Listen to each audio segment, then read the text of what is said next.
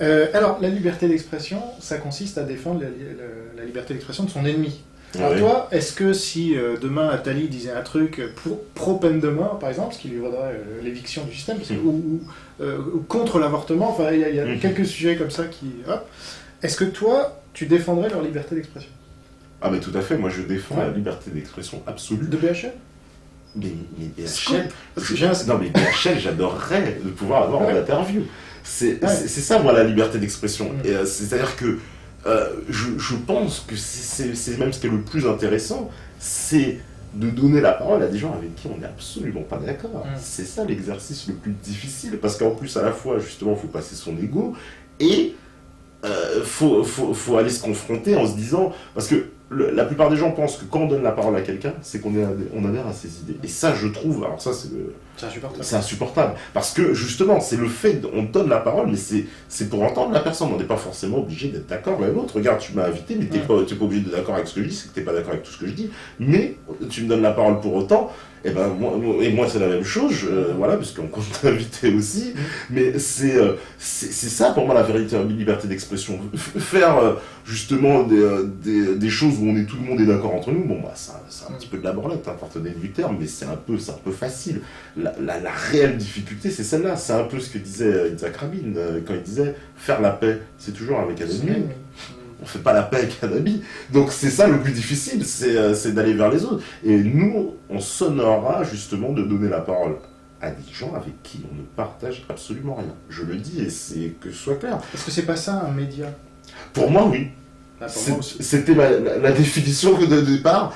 Mais beaucoup de gens ne comprennent pas. Hein. Je le vois dans des histoires. Par exemple, l'affaire Farida Belgou, c'est une affaire d'ailleurs qu'on va évoquer dans pas longtemps dans des émissions. Et certaines personnes nous ont reproché d'avoir donné la parole à Farida Belgou. Notamment les Sœurs à Lyon. Exactement, parce qu'on aurait trahi justement, voilà, et qu'on leur a dit, mais nous on est indépendants, on n'est pas dans cette... justement, on ne veut pas créer une contre-doxa.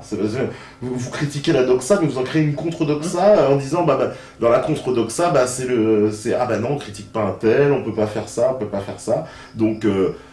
voilà, il y a des gens qui ont pensé qu'il aurait fallu qu'on donne absolument pas la parole à Farida Belgoul, ce qui pour nous est inconcevable, puisque si elle se faisait détruire entre guillemets ailleurs sur les sites sans avoir une possibilité de répondre, et sur cette affaire, il faut bien montrer que Meta TV était le seul média à interroger Farida Belgoul et on va dire, à transmettre son information. Les autres médias, personne n'a repris notre interview, il faut bien le savoir. T'es le seul. Ah ouais. T'es absolument le seul. Donc ça veut peut-être dire quelque chose, mais t'es le seul.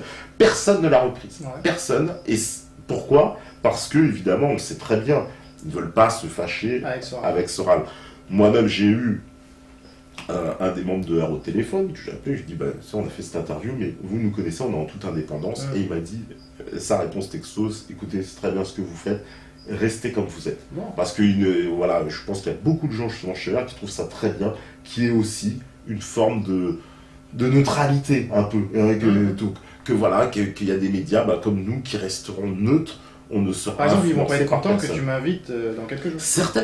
Certainement, mais c'est pas eux les gens comprendront à ce moment-là que c'est pas eux qui prennent nos décisions et qui n'ont pas d'influence. C'est-à-dire que autant on les invitera eux parce qu'on accepte et on veut bien entendre tout ce qu'ils ont à dire et s'ils veulent un droit de réponse, etc., il n'y a pas de problème, mais on ne se laissera pas influencer s'il y a des contradicteurs, ni intimider. S'ils ont des contradicteurs, on les invitera aussi et ces contradicteurs, on leur donnera la parole au même titre. Parce que c'est ça le problème de l'histoire des cerveaux malades et tout ça, c'est de l'intimidation.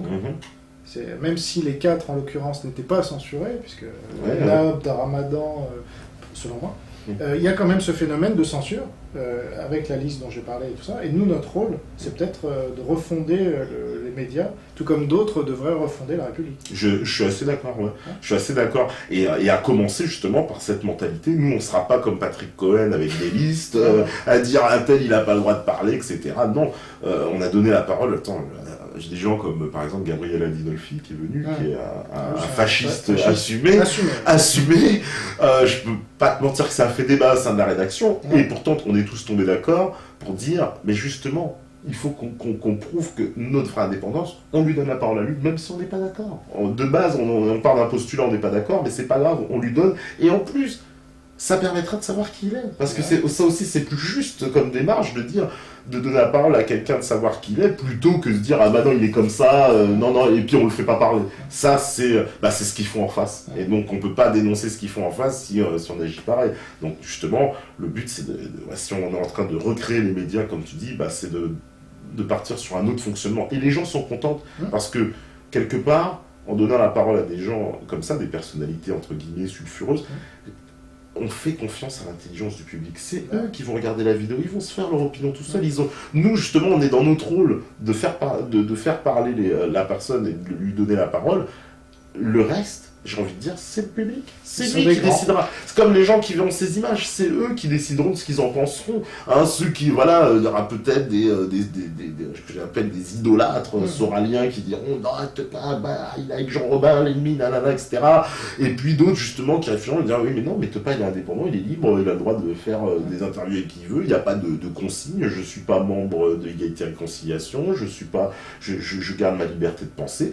Et voilà. Et qui trouveront ça très bien, et même des gens de R, j'en suis convaincu, qui trouveront ça très bien. Et d'autres, il y en a, bien sûr. Non, il y en a. Moi aussi, j'en contacte, donc... voilà, et il y en a d'autres, évidemment, des hystériques qui, je sais, à la vue de ces images, me traiteront de traite, de collabo, peut-être même de sioniste.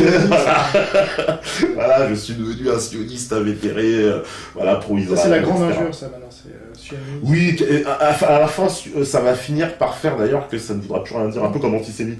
Il y a certains mots comme ça qui vont finir par tellement perdre de sens qu'ils ne voudront plus rien dire. Antisémite, on ne sait plus trop ce que ça veut dire, et bientôt sioniste, évidemment, ça doit... Si, quand même, on sait que ça veut dire ennemi du système. Moi, j'ai été traité d'antisémite par Ardisson dès que je l'ai emmerdé sur le plateau télé. Ah, Jean Robin est copain de Dieudonné, c'est un antisémite. C'est un antisémite. Ah oui, c'est vrai qu'il cite les ogres, etc. Il te met dedans. C'est vrai. Donc c'est une arme de destruction massive. Ah oui, pour moi, c'est un taser idéologique. C'est là où sera la raison. Tiens, voilà, l'historien, sera la raison. Sur ce point uniquement. Ça me paraît une excellente conclusion sur ce point de la liberté d'expression, et je pense que c'est notre métier. On essaye de le faire avec les moyens du bord, mais franchement, chapeau. Et donc à très bientôt.